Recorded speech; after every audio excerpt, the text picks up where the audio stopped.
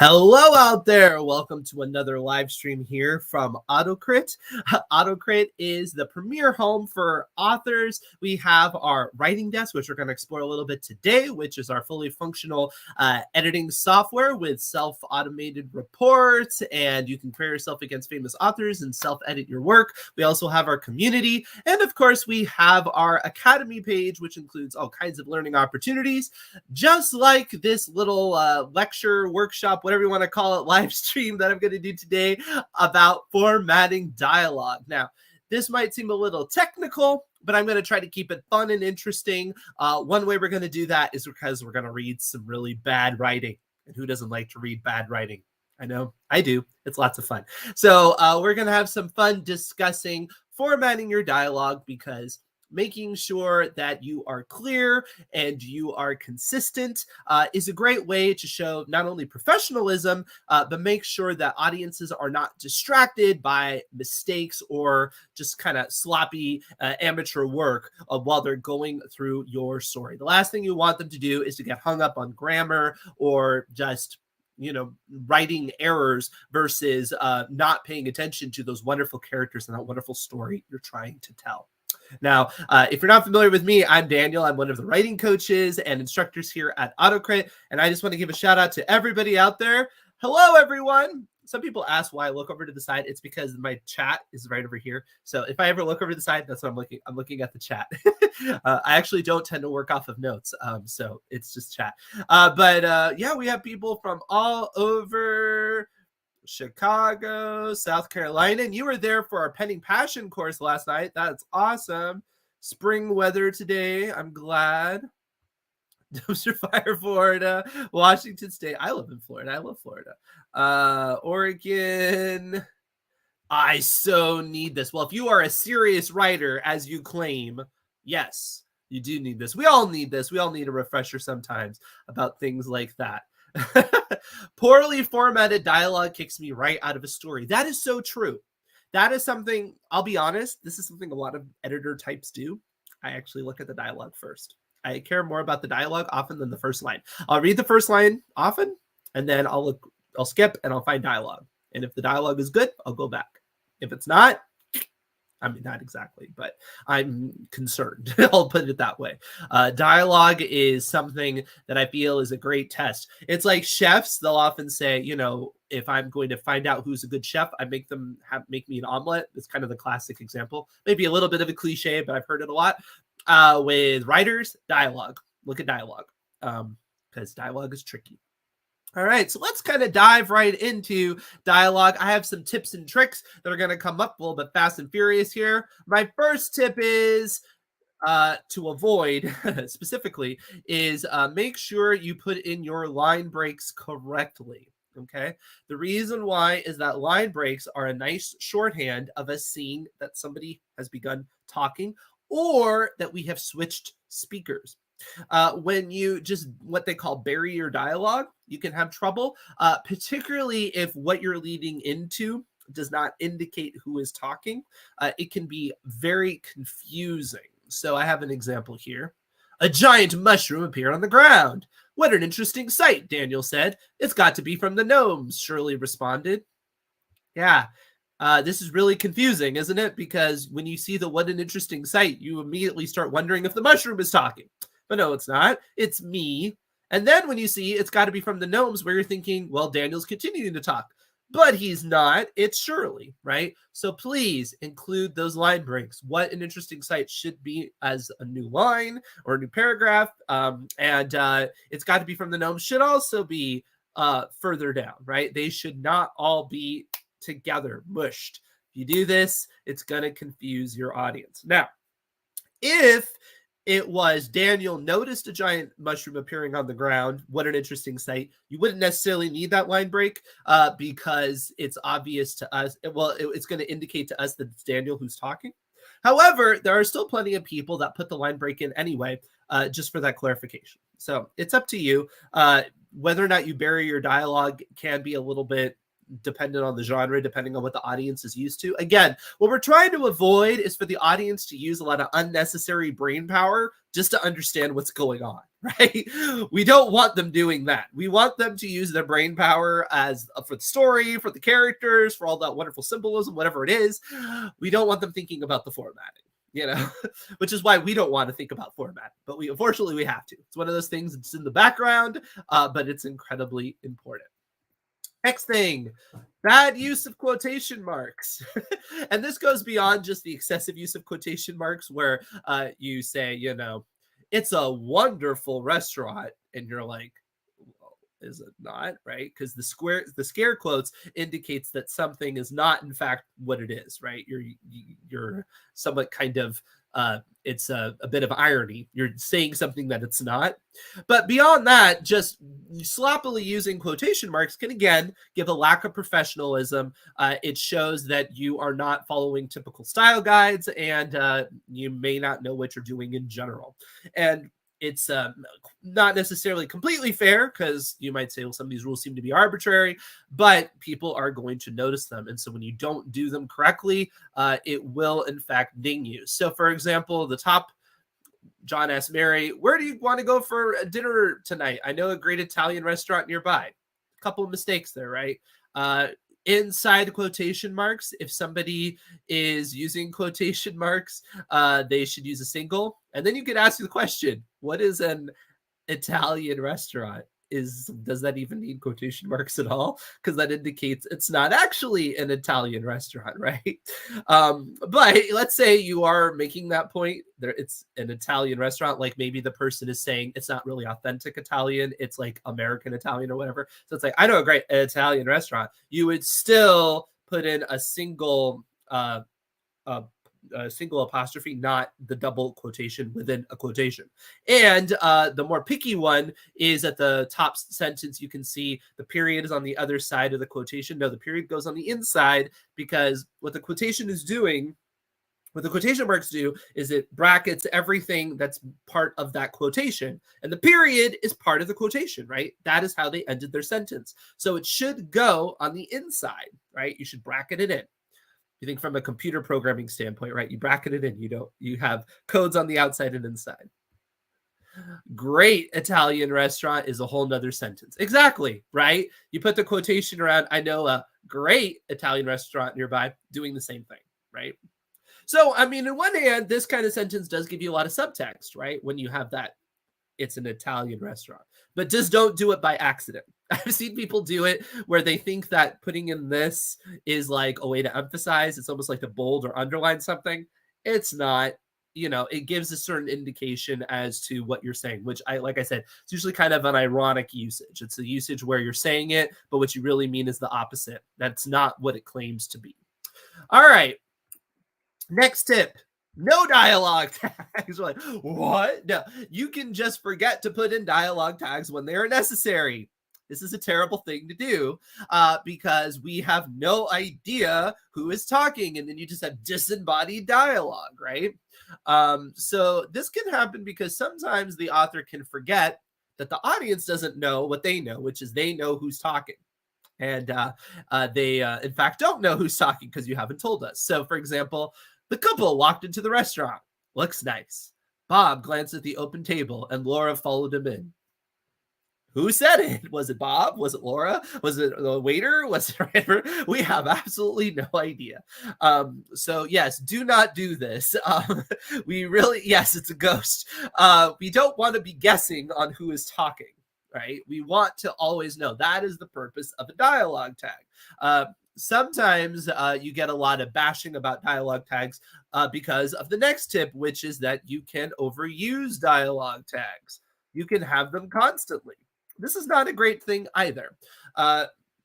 Particularly, it's become less and less common in modern literature to always put dialogue tags in a back and forth conversation because it can get tiresome to read, particularly if all you're going to do is just kind of a back and forth. They're talking. There's not a lot of action going on. One way you can fix it is by putting in a little action motion, right? So somebody talks, the other person is, let's say, like, I don't know, you're just having them do something, which it's a good idea to have them do something while they're talking, not just talk. Think of movies, right? One reason why they used to have them smoke all the time is not just because they were paid up by the cigarette companies sometimes. It was also because it gave the actors a prop, something to use, right? It was actually very difficult for actors to move from that to not having cigarettes in movies to some degree, because it's like, what do you do with your hands? But yes, have your characters do something. And so, you know, you could have somebody doing the dishes, you know, and the other person's talking to them, and they're like opening up the fridge, and you have things going on while they're talking. But if you're just having a back and forth, let's say they're just walking down the street, and so there's not really much to talk about, you know, anything else would be distracting, and it's just going to be a back and forth. Well, you don't have to have constant dialogue tags every single time, because that would get boring. For example, hi, how are you doing today? Asked Sarah. I'm doing pretty well, thanks. How about you? Said Tom. Not bad. Did you hear they're planning a big party for the boss's retirement? Asked Sarah. Yeah, I did. It's going to be a big event, said Tom. I heard they're going to have a live band and a catered dinner, said Sarah. That sounds great. Are you planning on going? Asked Tom. You don't really need this, right? We have a sense of what's going on. After a certain back and forth, you can get rid of the Toms and Sarahs, and it can just go back and forth. It's an interesting point. Dialogue tags must be handled with care when your story becomes an audiobook and the narrator elides over the white space. Yes, to some degree, books have evolved in their, what do I want to say, their conveyance, their the way that you consume them. I'm not getting a good verb there, but you understand what I mean. A lot of books are no longer read. They are done in audio form. I've been told that the said goes after the name. Generally speaking, you would want that. Yeah, you can see it looks very stilted when you don't do that. That is something, though, you will see variants on. That's kind of an author choice. I would say I'm not going to stake my life on it, but I do believe it is quite more common to do the name first and then the verb afterwards. Sometimes I want to have a long stream of untagged dialogue and eventually reveal that the entire conversation is being held by a collection of identical disembodied heads because of contrary. I mean, those sort of devices, that sort of artistic exploration, you can break any rule you want as an artist, right? But there often is a cost. Sometimes the cost is clarity. Sometimes the cost is, you know, how broad it's going to be accepted by the audience. So you just have to make those personal choices. Sounds like a book that the first grader enjoys. Yes. When you're doing this constant hand holding, it does feel condescending, right? Not to mention, of course, this dialogue is rather boring, but you know, that's the whole point of that.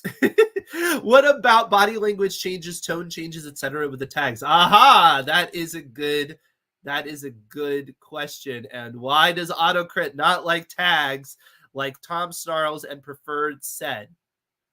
Yes, this is a kind of a debatable point, but this is a point that you will see in AutoCrit and you will see many people talk about. And that is, should you use other verbs versus said and asked? And I do have a tip on that. Yes, other words versus said and asked. What do you do with these other words? Well, there is a problem when you use these other words, right? And this is the cost, right? And there's a benefit. The benefit is you can use another word versus said or asked to potentially give the audience more information. So, for example, said is not the same as retorted. It's not the same as shouted. It's not the same as snapped, right? But what you have to ask yourself is, why are you using another verb? Are you using another verb because the dialogue is not doing its fair share of conveying that emotional state? Because that would be bad. And technically speaking, if the dialogue is showing that emotional state, aren't you being a little bit redundant? And obviously it's not completely redundant, because you have to have a verb after the person's name, right? To indicate what they're doing. And obviously if you have a quotation and a person's name, you know they're talking.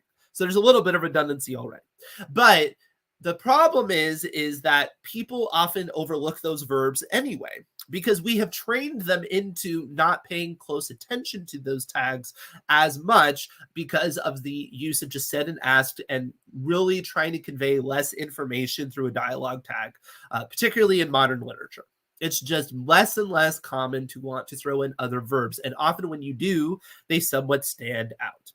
The other danger that you have when using other tags versus said and asked is that you will fall prey to the thesaurus problem, the thesaurus rex, as it were, where you go out of your way to use fancy words that are really not necessary, and it's quite confusing.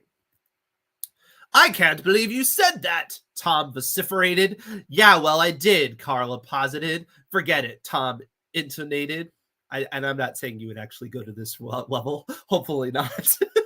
But you can see where those sort of verbs, yeah, that's going to read what's often called purple, where you're drawing so much attention to your fancy dancy word choice that you're distracting from the actual dialogue. Now, like I said, the biggest thing, they're kind of like adverbs, right? And we'll get to adverbs and dialogue tags, which is a whole nother matter. But using fancier verbs or more specific verbs in the dialogue is, again, something to alert yourself to as to whether or not in the dialogue it is conveying that emotion. And then you have to ask yourself, do I need to reiterate the fact that it's that emotion in the verb, or can I just say said or asked and let it disappear? Right? And this is all a question for you to ask. But I will say, generally speaking, the general rule of thumb you'll see is moving more towards said and asked as the vast majority of your verbs. There are a couple of exceptions, like volume, like whispered or shouted or things like that. But you will see less and less use of it. However, I'm sure you can point out authors that don't do that. They'll use all kinds of strange verbs. They'll not necessarily on this level, hopefully not, but they'll use different verbs. And sure, again, it's a personal choice. But what you're asking the audience to do is use that brain power for that verb, because it doesn't blend in like said and asked. And you have to ask yourself if it's worth it at that time.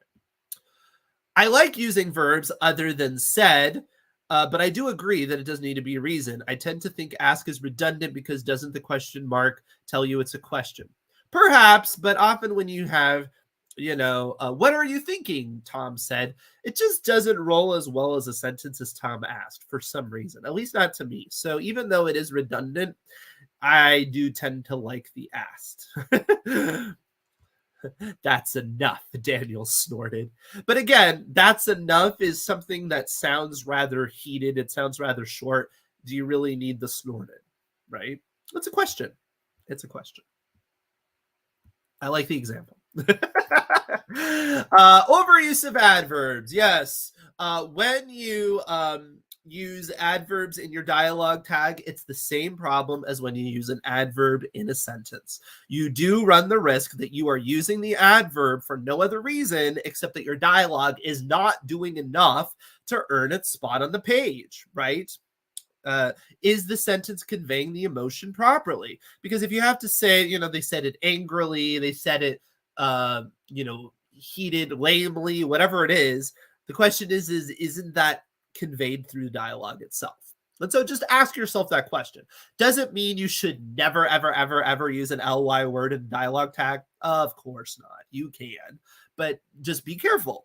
A good one tends to be sarcastically, because sarcasm is very difficult to get across, and we generally don't write novels with a little winky face at the end of sentences.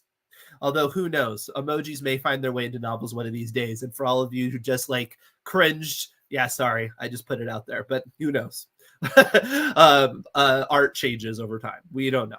I keep waiting. One day, a novel is just going to be a bunch of animated GIFs in a row. Anyway, scary thought. But when it comes to adverbs, the other thing that adverbs do is that they change the coloring of the sentence, but that often comes after the fact, right? So if you said, "It's a nice day we're having," Tom said sarcastically, Well, you didn't read the "it's a nice day we're having" in a sarcastic tone in your head. You just read it straightforward. And then you have to go back and you have to redo that whole sentence in your head, right? And so you just created a feedback loop. Well, why did you make the audience do that kind of brain power for something just like sarcasm, right? So you'd be better off putting the sarcasm up front. Well, you're not going to necessarily say, Tom said sarcastically, "it's a nice day we're having," right? What you're probably going to do is have some sort of body language that indicates that. So it's like Tom slumped back in his seat. "It's a nice day we're having." And obviously we know that "it's a nice day we're having" is not in congruity with slumping back in your seat. So we know it's a sarcastic statement. So even though you might still add the "said" sarcastically at the end, at least it's not making you double back. You did read the "it's a nice day we're having" sarcastically, and it's just reiterated. I hope that makes sense. If you have any questions about dialogue, feel free to throw it in the chat as well. I'm watching it as it goes. "That's enough," Daniel snorted, grinned, laughed, huffed. I do not tend to like verbs like grinned, because yeah, you can talk and grin at the same time, but that's not generally, that's kind of weird. Like, see what I'm doing? Is this really what you're trying to indicate? Because that implies like some sort of force thing.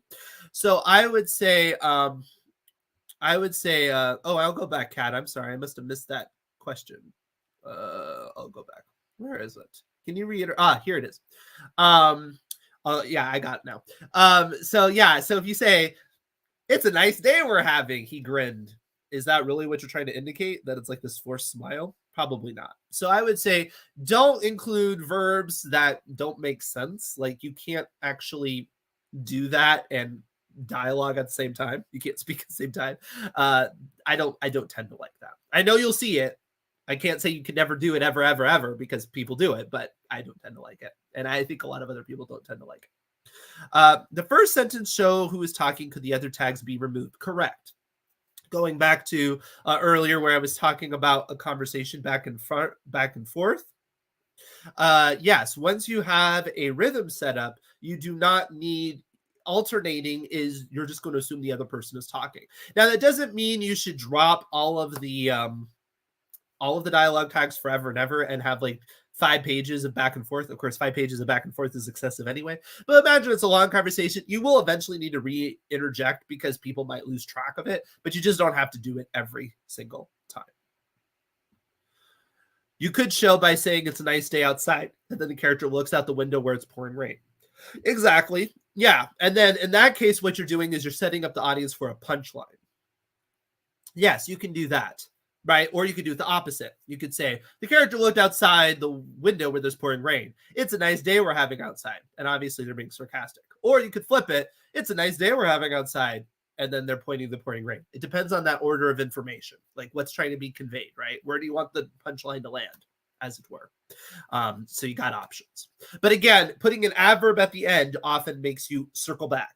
And if it didn't make you circle back, it's often redundant. So just think about that when you use an adverb in your dialogue tag.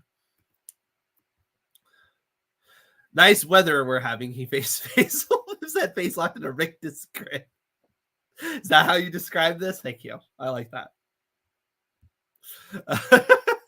One thing that you want to avoid is creating awkward pauses through your dialogue tags. Now you might be like, how does that happen? Well, I'll show you how this happens. Because when you put in information between the quotations, the audience kind of just jumps on that rhythm, and they assume that is more or less the amount of time that's taking place in that section of the book. So, for example, "Do you think we'll get there?" asked the terrified spaceman, worried about his family he had left long ago on the planet Braxton. "I'm not sure," said Kyle, knowing deep in his heart that he so wanted to share with Greg that his fears were well placed, but needing his strength to make it through the tough mission ahead. After all, he was his closest thing to a father. "We will be strong." Now, not only is this horrible exposition dumping and info dumping, we can all laugh about that. The problem is that between that "I'm not sure" and "we will be strong," the audience has this gap where there's all of this prose, right? And it sounds in your head like he said, "I'm not sure." we will be strong, right? And what you're trying to iterate in that paragraph is that Kyle is actually confident and reassuring Braxton, well, or the terrified spaceman, excuse me, that is not going to give you that. It's going to give you the sense that Kyle is confused or concerned or doesn't know what to say, because you have all of this information that's in between those quotes. And what we hear in our head, even if we read it, if we're not listening to the audiobook, if we read it in our head is, I'm not so sure, ... we will be strong, right? It doesn't work. So you can fix this by putting it in a different spot. Of course, please don't put this much in a different spot because this is terrible telling, not showing. Which, that's the old school advice that we like to talk about. You think you're guilty of this? This is common. I would say this is a common mistake that I see from early writers. Not on this level. This is a bit dramatic for the fun of it. But yes, they will just neglect that rhythm, right? You want to think of the rhythm. And what you put in the dialogue tags does affect the rhythm of how the information is being conveyed. And it can make a big difference in terms of just how the conversation is coming across. This is true too if you put in things like character beats, right? So this is more of just this internal dialogue itself, like internal thought. But it could be, he walked around, he sat down. If you're doing all of that, then that means they're not talking all that time, right? So it's like, I'm not sure, said Kyle, and he went to he went down and he sat down and he adjusted his shirt and he looked down. It's like, what is he having to think about? Now, the opposite. This is a great way to convey that, right? Imagine you want to convey that a character is thinking. Well, instead of just, I'm not sure, ellipsis, we will be strong, instead do the I'm not sure, comma, whatever the character is doing, they're thinking, they're looking to the side, whatever, sure, we'll figure it out. Well, then that indicates uncertainty. They're thinking it through, all of that. All right.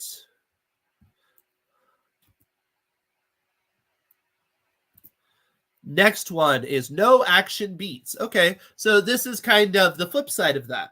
Don't interpret what I just said as an excuse to never have any action beats or whatever you want to call it. Action beats, blocking, choreography, movement. You can certainly have that within your dialogue tag, and it can be very helpful because with dialogue should come more information about the context of the dialogue. And so what the character is actually doing when the dialogue is being presented will shape how the dialogue is perceived. Again, if you have somebody who is rolling their eyes, Daniel rolled his eyes, comma, quotation, I just love hanging out with you. Well, obviously Daniel was lying, right? I don't, by the way. I love hanging out with you. but that, that's a way to get that across. And that's something to keep in mind as an option. It's another tool in your tool belt that I often see people neglecting. How does italicized fit with thoughts like Tom said, hello, wow, she's gorgeous, italicized as his thought? Yeah, that gets very tricky, right? To incorporate it within a sentence is generally something I don't find works all that well, because to me, if you want to do it depends on the point of view, right? Often an italicized thought, if you're in the point of view of the character, it doesn't have quotations around it. It'll just be a line break with the italicized thought. And then it's like, okay, I'm in their head, right? And that tends to work better. But the other way to do it is to separate it out, not italicized, as whatever it is, quotations they thought. I think to kind of put them together is confusing. I don't think that tends to work very well. How do you format internal dialogue that is in the form of another character's words being remembered? Example, his father's words haunted him. Get in, get out, get paid. I've seen that done various ways. I have seen it done just like that, where it's literally just one sentence. His father's word haunted him, get in, get out, get paid. I've also seen it where his father's words haunted him, colon, and then it's italicized underneath it. So I think that that brings more attention to itself. So I've seen that as well. kind of like when somebody's reading something and it's like they read the words and then it's colon and then it's the words italicized, and then it really like hones in on it like a zoom. It feels like a zoom in shot in a movie when you do that. Whoa, so I think that tends to work well, but you will see different formatting techniques based on the genre. So one thing I do recommend, and you do want to do what the audience is used to within your genre. Now, there will be some variances, just like there's different style guides. There's read different newspapers and you'll see different ways different things are punctuated and things like that. But what you want to do is approximate at least something similar to what other people are doing, so it doesn't distract, because that's one of the biggest things that you want. I'm starting to think I don't understand people. Are people not able to have thoughts, reflections between statements in normal conversation? Yes, they certainly can. But the problem is if they are deep in thought, they are not talking, right? Like imagine I all of a sudden started contemplating some existential question. And I was like, when it comes to action beats, and I started pondering, I'm going to stop talking, right? And so the question is do you want that moment or not? Do people do that all the time? Yes. But is that what you want in that scene? That's a question. It's certainly a valid thing to do. But what I see often happen is people are just trying to get that exposition, that character background in, and they're not paying attention to the fact that the rhythm is getting broken up. And so that way, when you get to that part of the scene, it just breaks up and it's like they're drifting off into thought, and that's not what the author intended. So there is nothing wrong with people with having that break. And to some degree, that can help you be like, they're not a robot and they can just respond on cue, right? But how much you want them there is going to be a question. So you may not necessarily want, this is great, he said. The wonderful plan that I'm going to come up with is blah, blah, blah. You might want a little bit there. He said, walking over to the window. The wonderful plan is, and that's just a little bit of a thought, right? But if it's a whole paragraph, it's like he had to think for a very long time. You see the difference? How do you keep the dialogue interesting by cutting small talk out and still make it seem natural and not awkward? I don't think cutting small talk out tends to make dialogue awkward. I think what tends to make it more awkward is if people get too directly to their point without any subtext. Because you certainly don't need to have, fine day we're having, what's the weather like, all that. You don't necessarily need to have all of that.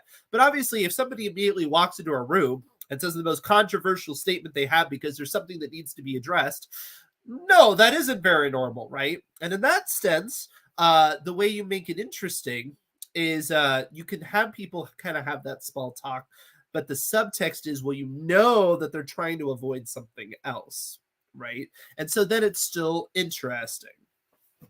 But the other thing you can do is you can have them use like euphemisms. There's a whole video about subtext. Look through our YouTube channel and find it. But that's where you solve it. You solve it by not having just generic small talk for the sake of generic small talk because it's realistic. What you do is you give a character reason. If they're doing small talk, it's probably because they're awkward with the other person. They're not, they don't have any intimate relationship with them or anything like that.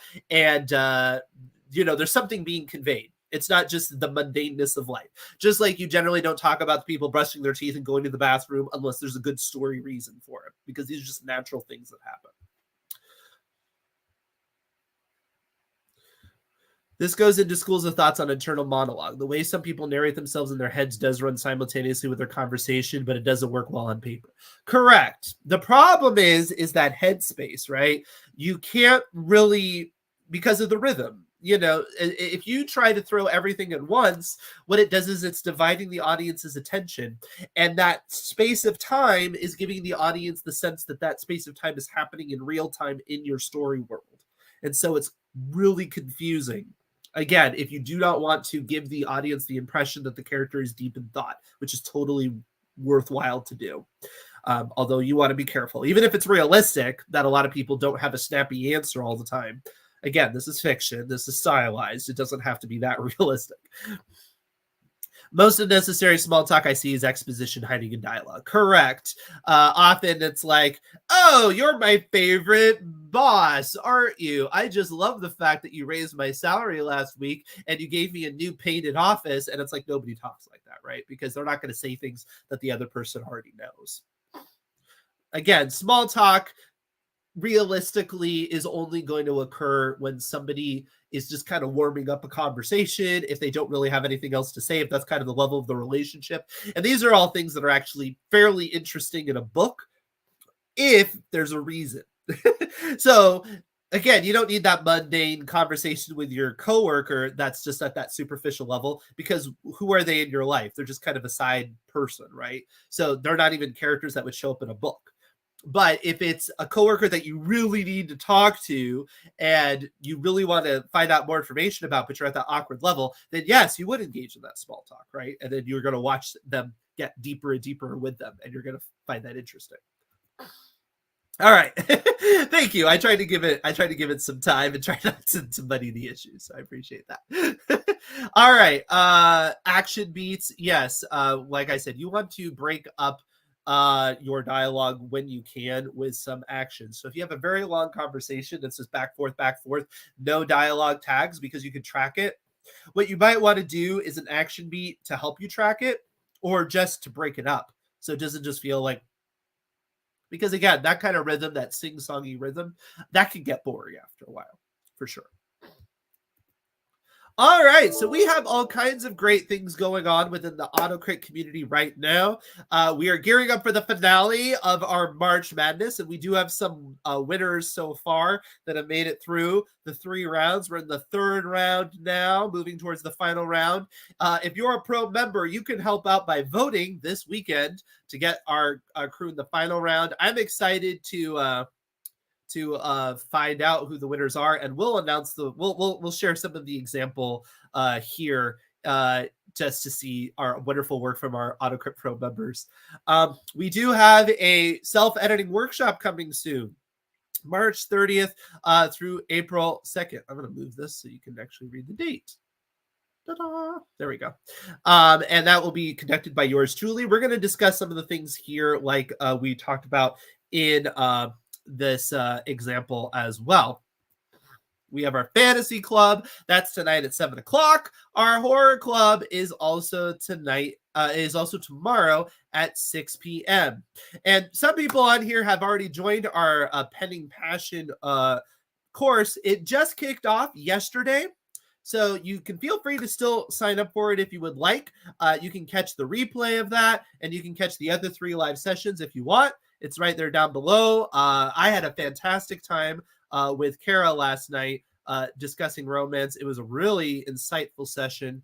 Yeah, you can just ask some of our members about it. Really cool. So definitely don't want to miss out on that as well.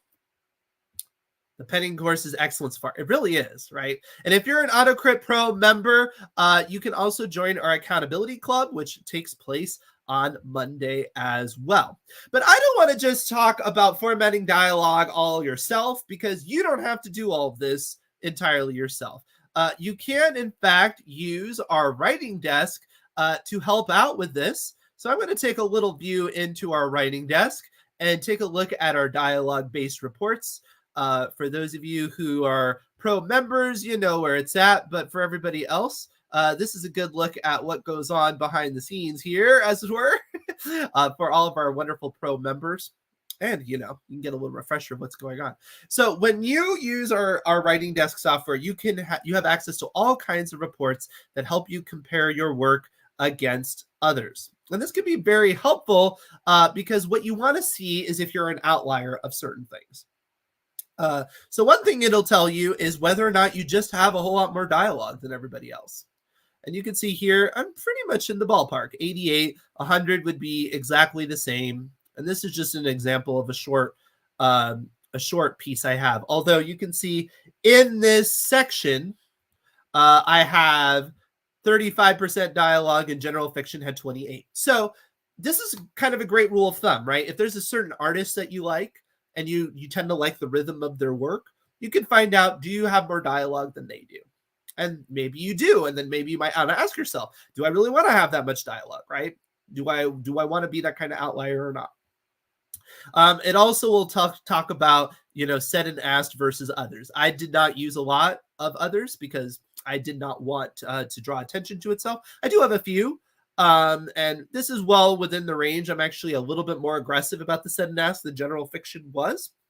But again, this is just to let you know, how do you compare against the average? We're not telling you what to do. We don't want the software to boss you around, but you want to intentionally make these choices. You don't want to just accidentally, be some sort of outlier with your artistic decisions, especially if you're trying to self-publish, blend in with the market, etc., etc. Okay. My screen's still a little bit big, so let me zoom down a bit. Now, another fun thing you can do is in all of our reports, you have the option of literally turning on the highlight dialog. And you can see that kind of right behind me here. It's the little curly quote with the check. And that means that all of your dialogue is now highlighted. And this is helpful because as you run our different reports, like the adverbs, generic descriptions, you may in fact want to use a different metric when it comes to your dialogue than when it comes to your just prose, right? Because people talk in a different way than you might do your prose. You might have a lot more adverbs. You might have a lot more generic words because people tend to be more hedgy with their language, et cetera, et cetera. And then the other thing that you're going to want to take a look at is particularly our dialogue reports. So I have dialogue itself. This is a way to see, again, compared to what you are comparing against. You have all different kinds of things you compare against. I'm just against general fiction right now, but it immediately will just show you all your dialogue. You can highlight it here, and it's everything in quotes, so you will get a couple of false flags, but for the most part, it'll give you an idea of your quotes. It'll give you an idea of where your long sentences are, where your long passages of dialogue are, where they're shorter. Just a nice little overview. And again, you can compare it against your favorite author. So let's say this is a young adult piece that I was doing. So let's imagine I instead say Suzanne Collins, right? Because I would like it to be similar to like the Hunger Games. Well, I can see, again, I still have a lot more dialogue than Suzanne Collins did. So then I can ask myself, am I overusing dialogue? And I will say, as somebody who comes from the theater world, it would be my natural inclination to use more dialogue than perhaps is necessary. And that's something I should work on. So it's good that the software is alerting me to that fact. Now, dialogue tags, somebody was asking, why does it dock you? Or why does it harass you about said and asked? The reason why is, again, it's trying to get you similar to what it's comparing against. However, in this example, you can see while general fiction avoided others a lot more, Susan Collins is pretty similar. Now, you might notice the numbers are very different. Again, that's because in this amount of text, Suzanne Collins would not have had as much dialogue. So just all the numbers are going to be lower. But what we can see is, yeah, even, Suzanne Collins doesn't use that much others in comparison to said and asked, although she does use it a lot more often than I do. So maybe I'm being overly aggressive in my concern about said and others besides said and asked. Maybe I should allow myself more. I can ask myself that question. And then I have adverbs and dialogue, of which I probably don't have much of any because, yes, I was thinking, yeah. Suzanne Collins doesn't either, but she would have had 2 in a similar amount as what I've highlighted, but I have 0 because I was very aggressive about that because that was a piece of advice I heard. This is an old remnant piece of work. I didn't even have AutoCrit at the time of this, but I did go through all my LY words and like eradicated them because I was told adverbs are evil. And now I've realized maybe a bit aggressive. Maybe I can throw them in a little bit more than that. But at the time, I was down on adverbs. And so I completely killed all of them. And again, this would tell me, well, maybe I was a bit strong. I can choose to perhaps have more. Again, it's just a great little temperature check to see whether or not you are in line with normal writing and things like that. And just a wonderful tool to use to polish your writing before you send it up to an editor, an alpha reader, a beta reader, etc. Hold on here. I'm saying, I don't know if you just said, but I've heard that if you said or asked, the brain just reads past it. Correct. Exactly. That's the point, right? I often talk about reading as a brain power thing. Do you want the audience to really think it through, or do you, just want it to fly off the page? And often a dialogue tag, you just want to fly off the page. It serves a mechanical purpose to tell you who's talking. And often not only do people look past it if you put in something else, it does kind of break up the flow because they're so used to trade to just go, go, go, that if you put something else, it kind of stops. Which means that if you have an occasional verb that's not said or asked, it will pop. If you're always changing it around, well, it's not going to. You're always using that brain power, and it kind of minimizes the value of that. Should a long dialogue be broken up? Yes. Yes, break it up with action. Correct. You do not want to just have back, forth, back, forth, back, forth. That will lull the audience into kind of this hypnotic trance. It also can become hard to track. It also indicates that perhaps you need to edit your dialogue because, excuse me, why in the world would you have a scene where people are talking that long? Is there really that much information to be conveyed? Probably not. You're probably overdoing it. Adverbs exist for a reason. You don't want to get rid of all of them. That is true, especially things like time. To what extent? These are, sarcastically, there's a lot of great adverbs out there for sure. What about dialogue for screenplay? Well, the formatting of a screenplay is completely different. This was about formatting for a book, so that really would be a completely different video. At some point, maybe we can discuss that. Even though people do use AutoCrit for screenplays, and it really does help with things like all of those word uses, a lot of the suggestions are specifically geared towards a novel. So you do have to keep that in mind.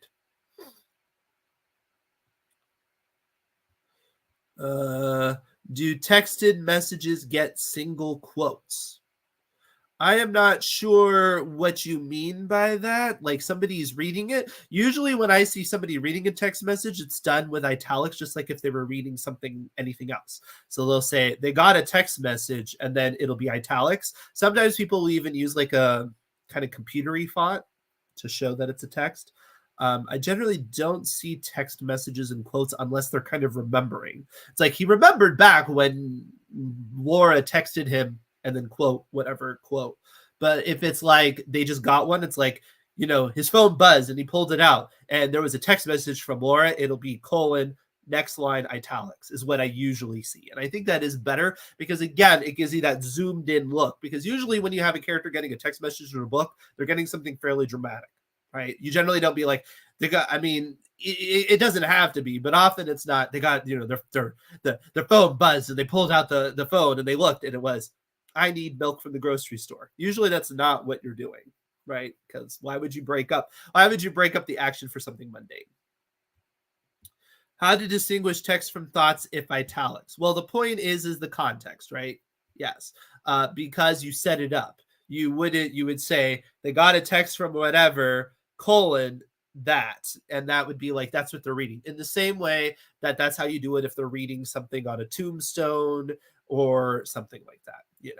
The inscribed words on the tombstones were colon, italics. That's commonly how it's done. Sometimes text shown are an active conversation. Yeah, I'll be honest, I have not come across a whole lot of literature that have text messages in them, because I would say that's probably more of a product of some of the more modern romance, and that's not stuff I've read as much. So I might need to do some research on that myself and get back to you on that question. What about a flashback? Well, generally speaking, a flashback is treated just like real-time action, but with the segue into the flashback. So it really depends on how you segue into the flashback, but it should follow the same kind of formatting as generally speaking. If they're just thinking about it, then they'll be thinking about it. And, if it's like they thought back to the old days and then the people will be talking and it'll be just like normal. You'll have the line breaks and everything just like it's happening in real time, because in their head it's happening in real time. Now, I have seen it where they put an entire flashback in italics, and I'm not the hugest fan of that, especially if it's a long scene. I feel like that's just kind of I feel like as long as you make it clear that the person is kind of going back in time, I don't think you need to do that. But again, that's a stylistic choice. I have seen that done where they just put everything in italics and it's like they're thinking. All right. Well, thank you so much for joining me. Please, if you haven't, like and subscribe. Comment below if there's any topics you'd like to see on this YouTube channel. Certainly join us for some of our wonderful offerings, such as Penning Passion, which just kicked off. The self-editing workshop is going to be kicking off March 30th, I believe. If 30th or 30th, yes, Thursday. And that's a 2-part session. It's 3 hours long. It's really in depth, and it goes into just all the ways that you can edit something yourself, self-editing, how to get that editor brain, not to fully replace an editor. That's pretty much impossible to do completely, but get yourself way closer to that finish line, and get your work incredibly polished. Thank you so much. Happy Tuesday to you as well. What about a song? I don't know what kind of song you want, but just ask and you might receive. That's up to you. Comment below. If you want to hear a musical, I've written 3 musicals, so, we can make it happen. All right. I will see you around the AutoCrit community. Thank you so much, everybody. Bye. Different time zone, maybe because of the